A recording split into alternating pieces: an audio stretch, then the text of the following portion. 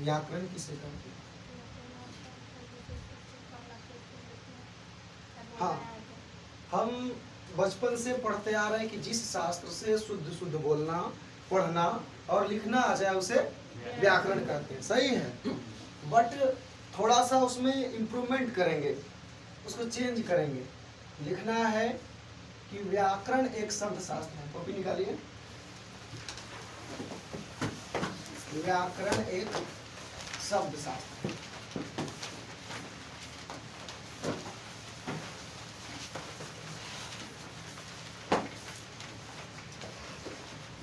व्याकरण एक शब्द शास्त्र है। व्याकरण क्या है? शब्द शास्त्र है। और इसके अध्ययन से, व्याकरण एक शब्द शास्त्र है जिसके अध्ययन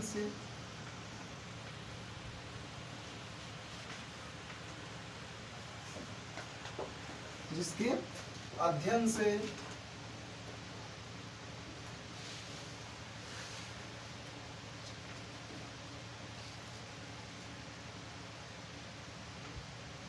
शब्दों की उत्पत्ति,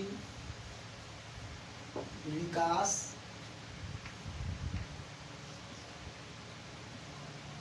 प्रयोग,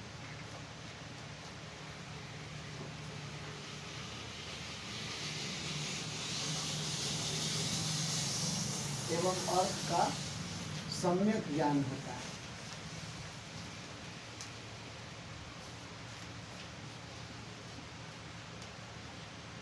बाद में देखेंगे। देखिए, व्याकरण हम पढ़े थे बचपन में, शुद्ध शुद्ध बोलना, वो भी अपने लेवल तक बहुत सही है।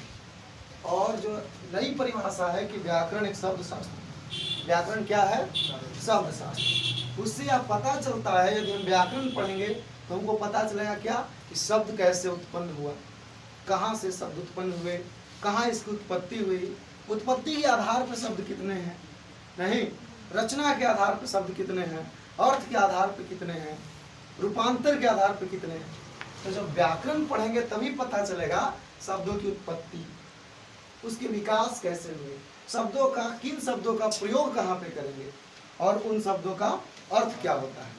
यही व्याकरण पढ़ने से होता है। वो परिभाषा में सही था, शुद्ध शुद्ध बोलना। तो शुद्ध बोलना किसको बोलेंगे? शब्द को। शुद्ध पढ़ना, व्याकरण के कितने भेद हैं? 5 भेद। वर्ण, शब्द, वाक्य, चिन्ह और छंद। इसको हम ऐसे ही पढ़ सकते हैं, वर्ण विचार, शब्द विचार, वाक्य विचार, चिन्ह विचार और छंद विचार। ये हुए व्याकरण के 5 भेद। वर्ण, शब्द, वाक्य, चिन्ह और छंद। उसका नाम क्या है? वर्ण। सबसे पहला भेद का नाम क्या है बाबू? वर्ण। वर्ण मतलब होता है, वर्ण के कई अर्थ होते हैं। वर्ण मतलब अक्षर, वर्ण मतलब ध्वनि, वर्ण मतलब समाज, वर्ण मतलब रंग। वर्ण के कई भेद होते हैं। जैसे सुने ना, श्याम वर्ण का है या गौर वर्ण का है। वर्ण में जाति भी होता है। फिर वर्ण में ध्वनि, अक्षर। लेकिन हम पढ़ रहे हैं क्या? व्याकरण। व्याकरण क्या है? शब्द शास्त्र। व्याकरण क्या है? और व्याकरण पढ़ेंगे तो किसकी उत्पत्ति का पता चलता है? शब्दों की उत्पत्ति का पता चलता है। शब्दों की उत्पत्ति, शब्दों का विकास, शब्दों का प्रयोग और शब्दों का अर्थ। तो वर्ण जो है, तो वर्ण की परिभाषा हम पढ़े थे कि वर्ण उस मूल ध्वनि को कहते हैं जिसका कोई खंड या टुकड़ा नहीं किया जा सके। परंतु हम शब्द शास्त्र पढ़ रहे हैं तो शब्द के अनुसार ही वर्ण की परिभाषा देंगे। तो लिखेंगे शब्द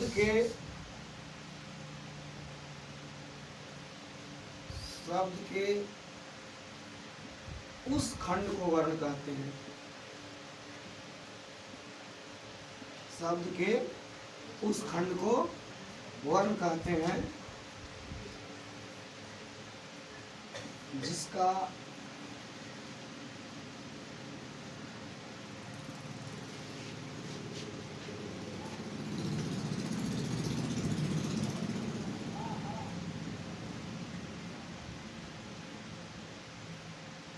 शब्द के उस खंड को वर्ण कहते हैं। खंड बोले तो टुकड़ा, खंड बोले तो टुकड़ा। शब्द के उस खंड को वर्ण कहते हैं जिसका पुनः कोई खंड नहीं हो सकता।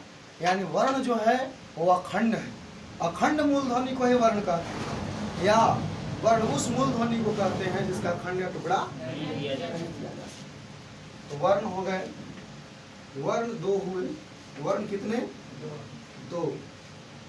पहला स्वर वर्ण और दूसरा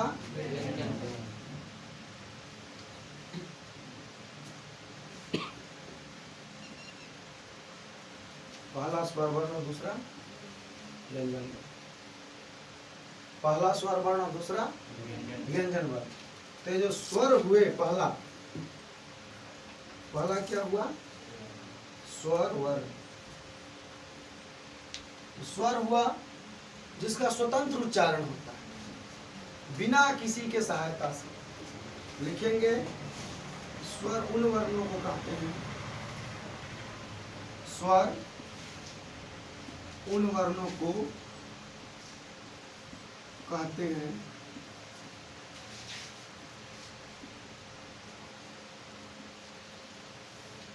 जिसके उच्चारण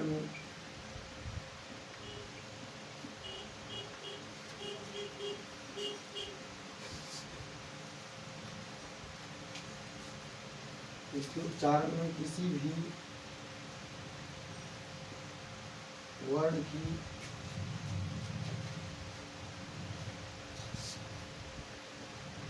सहायता नहीं ली जाती।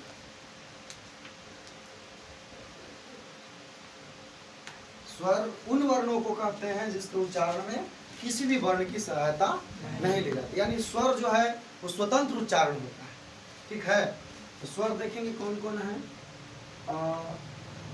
आ, ई, उ,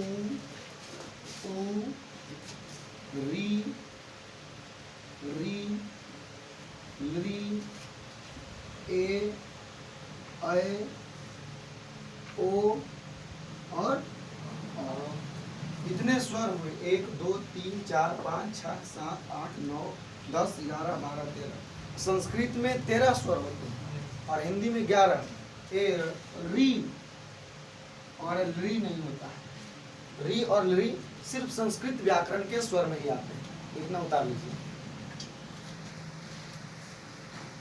स्वर वर्ण पढ़ रहे थे। स्वर वर्ण कितने हैं? 13। स्वर वर्ण कितने हैं? 13। अब जानेंगे स्वर वर्ण के भेद। तो स्वर वर्ण के 3 भेद हैं। स्वर वर्ण के कितने भेद हैं? 3 भेद। पहला ह्रस्व स्वर, दूसरा दीर्घ स्वर,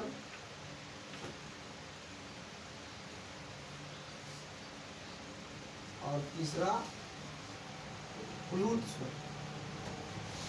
तीसरा क्या? प्लुत स्वर। समझिएगा ध्यान से। स्वर ह्रस्व, दीर्घ और प्लुत। तो ह्रस्व स्वर उसे कहते हैं कि जिसके उच्चारण में एक मात्रा का समय लगता है। जिसके उच्चारण में एक मात्रा का समय लगता है। कितनी मात्रा का समय लगता है? हाँ, उच्चारण में एक मात्रा का समय लगता है। उच्चारण में कितना समय लगता है जी? एक मात्रा का समय लगता है। जैसे अ, ई, उ, री और ली, ये 5 ह्रस्व स्वर के अंतर्गत आते हैं। मतलब इनको बोलने में कोई भार नहीं पड़ता। जो ये है सिर्फ इन्हीं का उच्चारण। जैसे अ, एक मात्रा का समय बहुत कम समय लगे उसे ह्रस्व स्वर कहते हैं। दीर्घ स्वर उच्चारण में 2 मात्रा का समय लगता है। उच्चारण में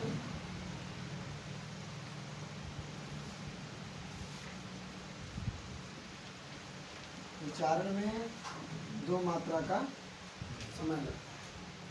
किसके उच्चारण में 2 मात्रा का समय लगता है? दीर्घ स्वर। जैसे आ, दीर्घई, दीर्घऊ, री, ए, आए, ओ। और देखिए अंतर जानेंगे और पहचानेंगे तो उच्चारण किसका विशेष हो रहा है, किसमें एक मात्रा लग रहा है, किसमें दो मात्रा है। जैसे देखिए, जैसे एक है रत, क्या रत, कम भार पड़ रहा है, ठीक है। यदि मात्रा लगा दिया जाए रात, रत, रत, आराम से बोलिए रात, तो आ को खींचा दीर्घ। जैसे देखिए गुलाब, क्या गुलाब, हर्षऊ की मात्रा, एक मात्रा का समय लग रहा है, कम समय लग रहा है गुलाब। लेकिन वही हो फूल, क्या फूल, ऊ पे ज्यादा जोर दे रहे हैं, फूल। जैसे देखिए किताब, क्या किताब, वही कील, किताब ई पे कम भार पड़ रहा है, वही कील ई पे ज्यादा भार पड़ रहा है। यही ह्रस्व और दीर्घ होता है, समझे। और प्लुत स्वर जो हुए इनके उच्चारण में 3 या उससे अधिक मात्रा का समय लगता है, 3 या उससे अधिक मात्रा का समय लगता है। इसके उच्चारण में प्लुत स्वर के उच्चारण में 3 या उससे अधिक मात्रा का समय लगता है। देखिए किस किस में लगता है प्लुत स्वर, गायन, रोदन तथा संबोधन। गायन में यदि प्लुत स्वर का व्यवहार नहीं किया जाए तो संगीतबद्ध नहीं होगा। जैसे गायन में जब तक नहीं खींचा जाए, जैसे गायन में सा, जैसे सारे ग म प ध नि सा गायन का सबसे पहला स्टेप है, संगीत का सबसे सरगम इसी को कहते हैं, सारे ग म प ध नि सा। अगर उसको सारे ग म प ध नि सा, तो ये तो अपने अपने शब्दों में लिखा हुआ है, लेकिन उसको संगीतबद्ध करने के लिए हमको उसके दीर्घ स्वरों को खींचना पड़ता है। जैसे सा, रे, ग, ते हो गया गायन। रोदन, जब कोई रोता है तो स्वरों को खींचता है। संबोधन, किसी को पुकारते हैं, महेश, महेश, ए को खींचे। राम, आ को खींचे, नहीं रतन खींचे। जब तक हम स्वर को नहीं खींचते हैं, जब तक स्वर को प्लुत नहीं करते हैं, तब तक संबोधन नहीं करते।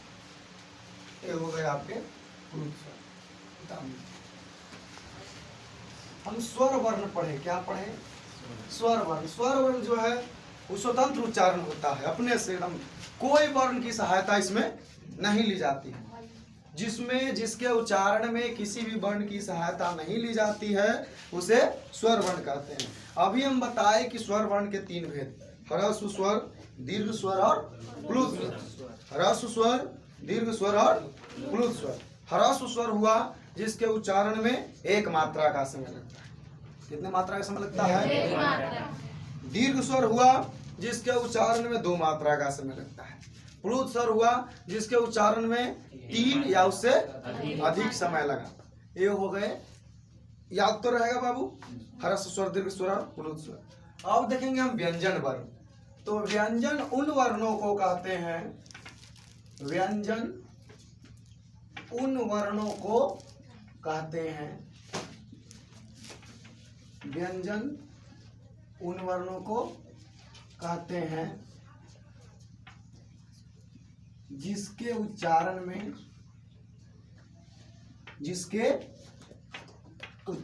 में स्वर वर्ण की सहायता ली जाती है। स्वर वर्ण की सहायता ली जाती है, यानी बिना स्वर वर्ण के व्यंजन वर्ण का उच्चारण मुश्किल है। स्वर वर्ण है तो व्यंजन वर्ण है, लेकिन स्वर वर्ण स्वतंत्र है। समझ रहे हैं? स्वर वर्ण स्वतंत्र उच्चारण है, परंतु व्यंजन वर्ण स्वर्ण पर निर्भर है। इसे अब जानेंगे व्यंजन वर्ण। जैसे स्वर वर्ण के 3 भेद, ह्रस्व, दीर्घ और प्लूत। वैसे ही व्यंजन वर्ण के भी 3 भेद हैं। व्यंजन वर्ण के भी 3 भेद हैं। पहले का नाम है स्पर्श व्यंजन। क्या नाम है बाबू? स्पर्श व्यंजन। वो स्पर्श व्यंजन जानेंगे कौन कौन है?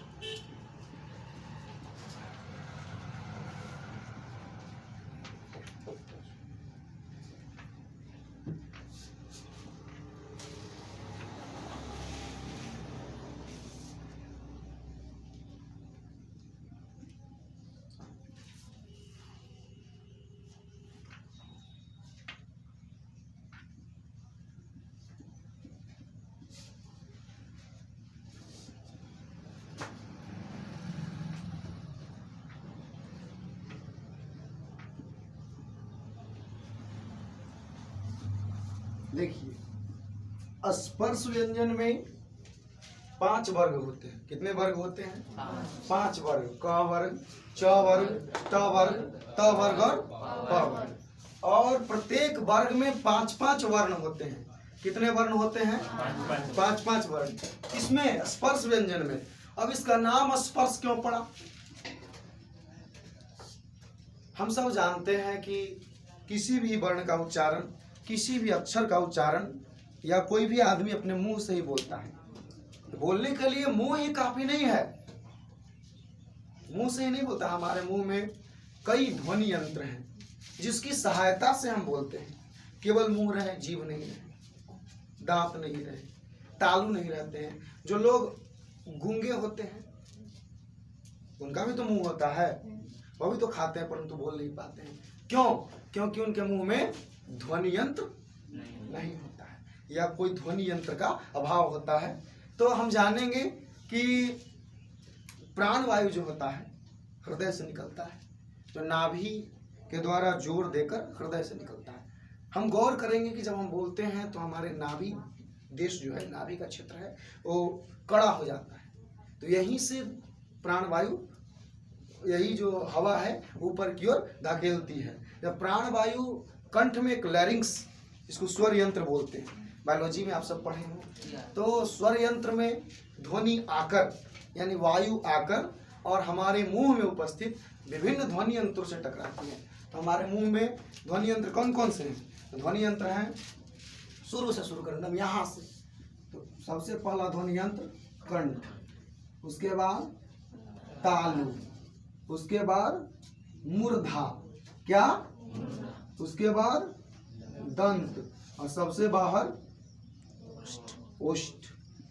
कंठ, तालु, मूर्धा, दंत और ओष्ठ। देखिएगा, इंग्लिश जो है वैज्ञानिक भाषा नहीं है और हिंदी में वैज्ञानिकता है। वैज्ञानिकता कैसे है? इंग्लिश में हम जो वर्णमाला पढ़ते हैं ABCD, तो उसमें क्रमबद्ध नहीं है। इंग्लिश में पहले A, A, B, B। ए अ जो है स्वर वर्ण है, वो भी ह्रस्व स्वर है। याद सोचिएगा, ए जो है, ए मतलब अ स्वर वर्ण है, और सीधे दूसरा जो है बी, बी से ब सीधे स्पर्श व्यंजन का 5वां वर्ग के तीसरा वर्ण है। नहीं, वर्ग का तीसरा वर्ण सीधे कहाँ अ और कहाँ फिर ब, फिर उसके बाद सी। तो उसमें वैज्ञानिकता नहीं है। हिंदी में वैज्ञानिकता ये है कि सभी को क्रमबद्ध पढ़ाया गया है। क्या पढ़ाया गया है? हाँ, इसमें स्वर को अलग कर दिया गया, व्यंजन को अलग कर दिया गया। समझ रहे हैं ना? तो पहले जानेंगे हमारे मुंह में जो ध्वनि यंत्र है, कंठ, तालु, मूर्धा, दंत और ओष्ठ। तो सबसे पहले कंठ से उच्चारण होगा, उसके बाद तालु से उच्चारण होगा, उसके बाद मूर्धा से उच्चारण होगा, उसके बाद दंत से, और उसके बाद ओष्ठ से। हम बचपन से ही पढ़ रहे हैं क ख ग घ, क ख के बाद च छ ज झ, उसके बाद ट ठ ड ढ, त थ द ध, प फ भ, ये सब पढ़े। तो कभी गौर नहीं किए होंगे बचपन से कि क ख ग घ के बाद च छ ज झ यही क्यों पढ़ाया जाता है। डायरेक्ट हमको पापा बाबा क्यों नहीं पढ़ाया जाता? गौर करने की बात है। लेकिन ज्ञात रहे कि ये हमारे उच्चारण स्थान से संबंधित है। किससे संबंधित है? उच्चारण स्थान से। और हमारे मुंह में ध्वनि यंत्र है और उच्चारण करने में जीभ सहायता करती है। कौन सहायता करती है? जीभ। यदि जीभ नहीं रहे तो उच्चारण नहीं हो पाता है। तो जीभ जो है स्पर्श, व्यंजन का नाम क्या है? स्पर्श। यानी ध्वनि यंत्रों में, किसमें? ध्वनि यंत्रों में हमारी जिह्वा का पूर्ण रूप से स्पर्श होता है और जो वर्ण निकलते हैं उन्हें हम स्पर्श व्यंजन कहते हैं। स्पर्श व्यंजन किसे कहते हैं? कि उच्चारण करते समय हमारी जिह्वा का ध्वनि यंत्रों में पूर्ण स्पर्श होता है, उसे स्पर्श व्यंजन कहते हैं। जैसे देखिए कंठ, बोले क, बोलिए सब क, ख, ग, घ, अंग। जीभ का अंतिम सिरा कंठ में टच कर रहा है। फिर से बोले क, करता है कि नहीं? वो कंठ से उच्चारण है ना, शुरू से कंठ शुरू है ना। अब उसके बाद बोले च, छ, ज, झ, य। हमारा जीभ जो है, हमारी जीभ सबसे ऊपर तालु में स्पर्श कर रहा है। बोलिए फिर से च, तालु में पूर्ण रूप से स्पर्श कर रहा है, पूरे च, छ, ज, झ, य करने में। तो ये तालु से इसका उच्चारण। अब आते हैं मूर्धा। बोले ट, ठ, ड, ढ, ण। दांत के ऊपर, ऊपरे वाले जबड़े में दांत के ऊपर घाट बना हुआ है, उसी को हम तालु कहते हैं। क्या कहते हैं? तालु कहते हैं। तो तालु से उच्चारण हुआ टवर्ग का। किसका उच्चारण? सॉरी टवर्ग का उच्चारण मूर्धा। दांत के ऊपर जो घाट बना हुआ है उसका नाम क्या है? मूर्धा। क्या नाम है जी? मूर्धा। तो मूर्धा बच्चे तोतले क्यों रहते हैं पता है? क्योंकि पहले बच्चों का दांत नहीं आता, दांत लेट से आता है। दांत जब आ जाता है फिर भी बच्चा तोतला हो जाता है, क्योंकि उसका जो मूर्धा का जो चिन्ह है वो नहीं बन पाता है। जैसे जैसे मूर्धा बन जाता है उसका तोतलापन दूर हो जाता है। तो बोलेंगे ट, ठ, ड, ढ, ण। ये प्रत्येक वर्णों के उच्चारण में हमारी जीभ जो है मूर्धा को स्पर्श कर रही है। इसको, इसका उच्चारण किससे हुआ? मूर्धा। अब आते हैं त वर्ण। बोलिए त, थ, द, ध, न। इन प्रत्येक वर्णों के उच्चारण में हमारी जीभ दांत का स्पर्श कर रही है। किसका स्पर्श कर रही है? दांत का। तो दंत कर रही है ना। फिर से त, थ, द, ध और न। उसके बाद सबसे बाहर, सबसे अंतिम में क्या बचा? ओष्ठ।